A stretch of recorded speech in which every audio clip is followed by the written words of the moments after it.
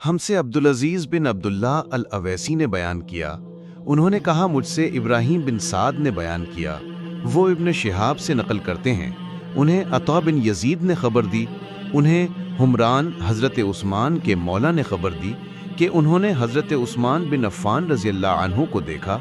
उन्होंने हुमरान से पानी का बर्तन मांगा और लेकर पहले अपनी हथेलियों पर 3 मरतबा पानी डाला, फिर उन्हें धोया।